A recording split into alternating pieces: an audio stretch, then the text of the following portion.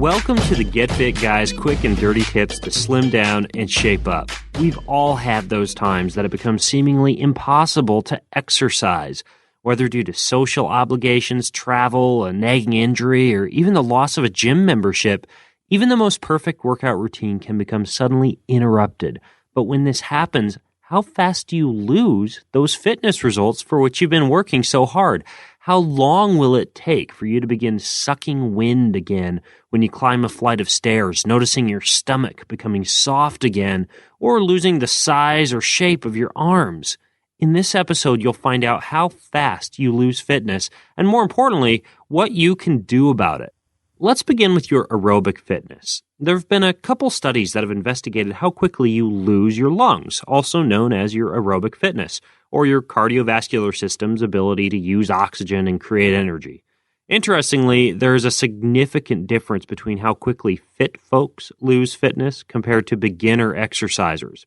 One study observed that conditioned athletes who'd been training regularly for at least a year, then suddenly stopped, lost half of their aerobic conditioning after 3 months.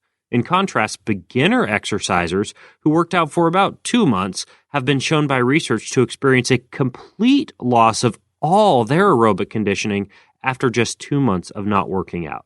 This loss of aerobic conditioning occurs as your lungs slowly lose their elasticity, your mitochondria, or the oxygen-utilizing cell components, begin to decrease, your blood vessels shrink in size, and your heart's pumping volume decreases. You even experience increased sensitivity to exercise discomfort when you stop working out. So if you're going to quit exercising, you may want to think about getting into pretty good shape first. How about muscle? How fast do you lose muscles? And what about muscle strength, muscle mass, or just that nice toned appearance you've been trying to achieve? In exercise physiology, we call a loss of muscle fitness disuse atrophy. And this refers to an actual loss of muscle mass or muscle tissue due to, as you would have guessed, disuse. When disuse atrophy occurs, your muscles begin to decrease in size and appear less toned. So yes, as you'd probably guessed, the use it or lose it philosophy certainly applies when it comes to your muscles. Interestingly, because your muscles are comprised of different types of fibers, you don't just lose muscle mass when you stop exercising, but you also experience a conversion of your slow-twitch endurance muscle fibers and fast-twitch strength-producing muscle fibers to easily fatigued couch potato-type muscle fibers. So your body doesn't just lose muscle, but the type of muscle it has actually changes.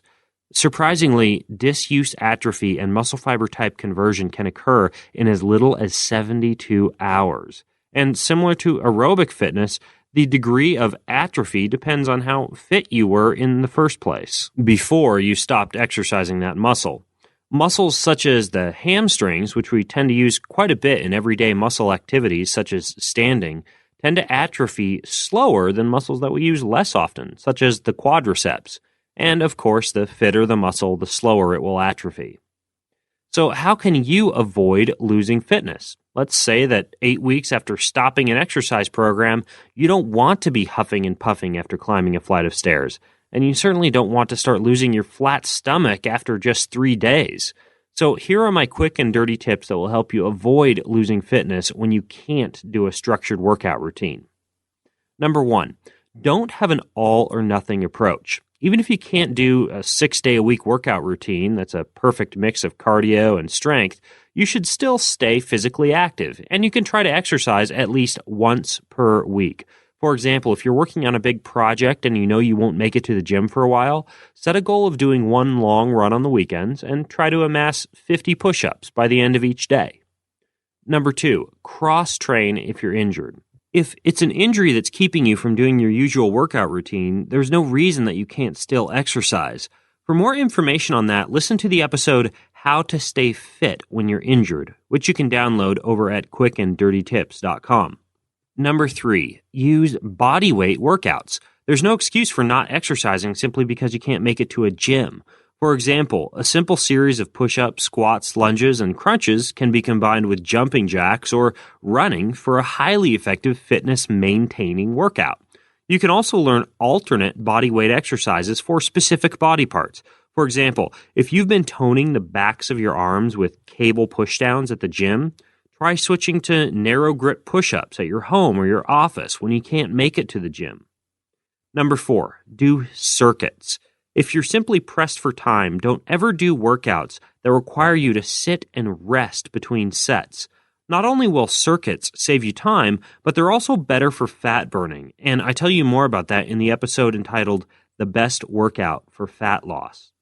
Most importantly, number 5, don't get caught up with the notion that there's a perfect fitness routine that you must stick to day in and day out. If you do, it will simply drive you mad and produce unnecessary stress when your routine is interrupted and you begin to stress about losing your fitness. To keep your body from growing accustomed to a certain style of exercise, it's actually best to frequently change exercises, workout routines, and workout modes. So fluctuating through various programs throughout the year can actually be a good thing as long as there's some type of method to your madness. So the next time you find yourself fretting that you might lose your nice muscles as you work the next 2 weeks on the fourth quarter budget or get caught up in a school project, just drop and do 10 push-ups. See, wasn't that easy? You can also get instant tips every single day free straight from me by going to my Twitter page at twitter.com/getfitguy and clicking follow. Finally, over at quickanddirtytips.com, be sure to sign up for the free newsletter. Until next time, this is Ben Greenfield, the Get Fit Guy, asking you, what are you waiting for? Go get fit.